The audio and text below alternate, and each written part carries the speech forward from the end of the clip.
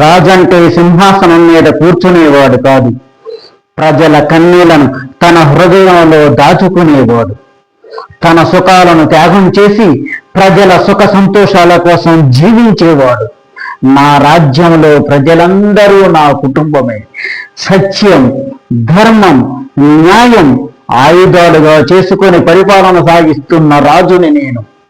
ఇంతకీ నేనెవరిని అనేగా మీ సందేహం? హస్తినాపుర మహారాజు శాంతనుడిని. ఒక రాజుగా నేను ఎన్నో యుద్ధాలు గెలిచాను, కానీ ఒక తండ్రిగా మాత్రం ఓడిపోయాను. విధి ఎంత విచిత్రమో కదా. ఒకనాడు నేను గంగా తీరాన వేటకు వెళ్ళినప్పుడు నాకు ఒక దివ్య రూపం కనిపించింది. ఆమె నవ్వు వెన్నెల, ఆమె చూపు అమృతం, ఆమె నడక సంగీతం. నా హృదయం ఆమె ప్రేమలో పడింది. ఆమె మరెవరో కాదు, గంగ.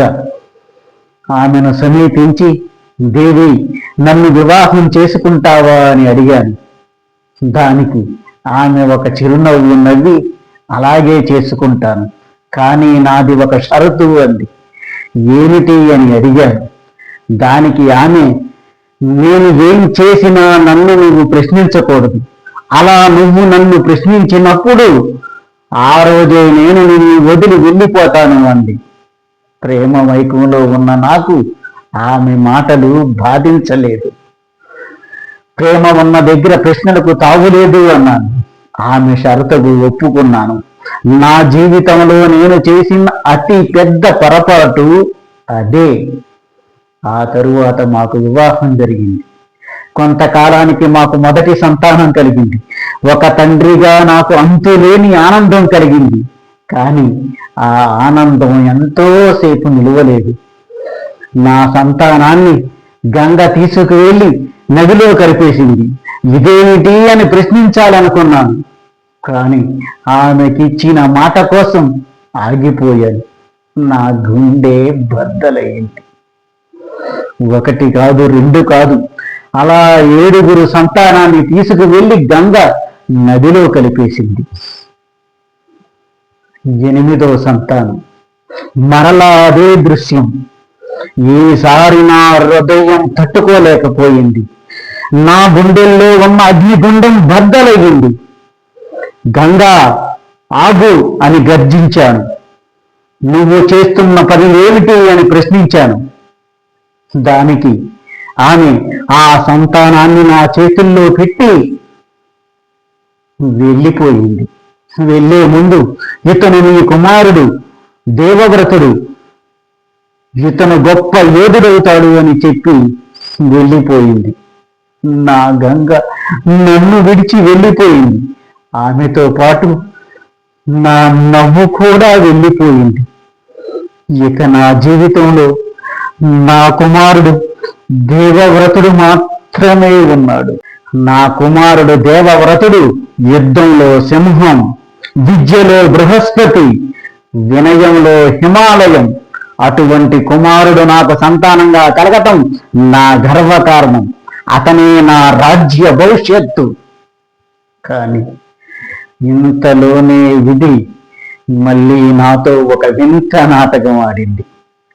ఒకరోజు యమునా నది తీరాన పర్యటిస్తూ ఉండగా సుగంధ పరిమళాలు గుబాళించే ఒక చూడ చక్కటి అందం నా ముందు కనబడింది. ఆమె సత్యవతి. ఈసారి ఆమె షరతు పట్టలేదు, కానీ ఆమె తండ్రి షరతు పెట్టాడు.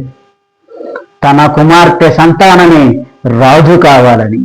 ఒక్కసారిగా నా హృదయం కుసించిపోయింది. నా కుమారుడు దేవవ్రతుడు జీవితాన్ని పణంగా పెట్టడానికి నా మనసు అంగీకరించలేదు. అందుకే ఆ షరతును సున్నితంగా తిరస్కరించాను. నా మనసులోని కోరికను ఎలాగో తెలుసుకున్న నా కుమారుడు దేవవ్రతుడు సత్యవతి తండ్రి దగ్గరకు వెళ్ళి, మా నాన్నగారికి మీ కుమార్తె సత్యవతిని ఇచ్చి వివాహం చేయండి. నేను జీవితంలో వివాహం చేసుకోను, బ్రహ్మచారిగానే ఉండిపోతాను. సత్యవతి పుత్రులే ఈ రాజ్యానికి రాజవుతారు అని చెప్పి భీష్మ ప్రతిజ్ఞ చేశాడు. ఆ మాట వినగానే నా గుండె ముక్కలయ్యింది. ఏమిటి విపత్కర పరిస్థితి అని నా మనసులో నేనే మదనపడి ఎంతో వేదన అనుభవించాను. ఓ ప్రక్క నా కోరిక నెరవేరినందుకు సంతోషించాలో, లేక నా కుమారుడు దేవవ్రతుడు జీవితం నాశనమైనది అని దుఃఖపడాలో అర్థం కాలేదు. ఆ ప్రతిజ్ఞ తర్వాత నా కుమారుడు దేవవ్రతుడు భీష్ముడుగా మారాడు. మనిషి కోరికలు ఎప్పటికీ అంతం కావు. అలా నా కోరికతో నా కుమారుడు దేవవ్రతుడు జీవితాన్ని నాశనం చేశాను. ఒక రాజు జీవితంలో ఎన్నో యుద్ధాలు ఉంటాయి, కానీ తన మనస్సుతో చేసే యుద్ధమే అతి భయంకరమైనది.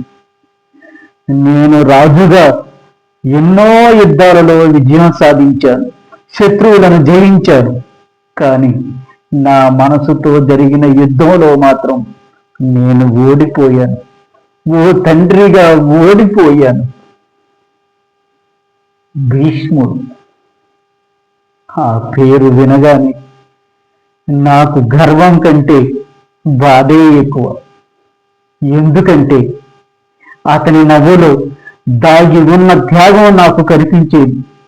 అతని నిశ్శబ్దంలో దాగి ఉన్న వేదన నాకు వినిపించేది.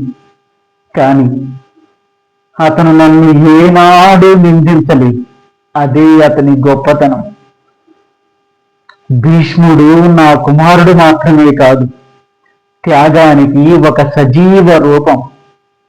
తల్లిదండ్రులారా, నేను వెళ్ళిపోతున్నాను. వెళ్ళే ముందు ఒక్క మాట. తండ్రి కావటం సులభం, కానీ తండ్రిగా బ్రతకటం మాత్రం చాలా కష్టం. పిల్లల సుఖ సంతోషాల కోసం తన సుఖాన్ని త్యాగం చేసేవాడు తండ్రి గాని, తన కోరికల కోసం పిల్లల భవిష్యత్తుని నాశనం చేసేవాడు తండ్రి కాదు. నా జీవితం ఒక పాఠం కావాలి. నేను తండ్రిగా ఓడిపోయాను, తండ్రిగా ఓడిపోయాను, తండ్రిగా ఓడిపోయాను. తల్లిదండ్రులారా, ఈ శంతనుడి తుది వీడ్కోలు.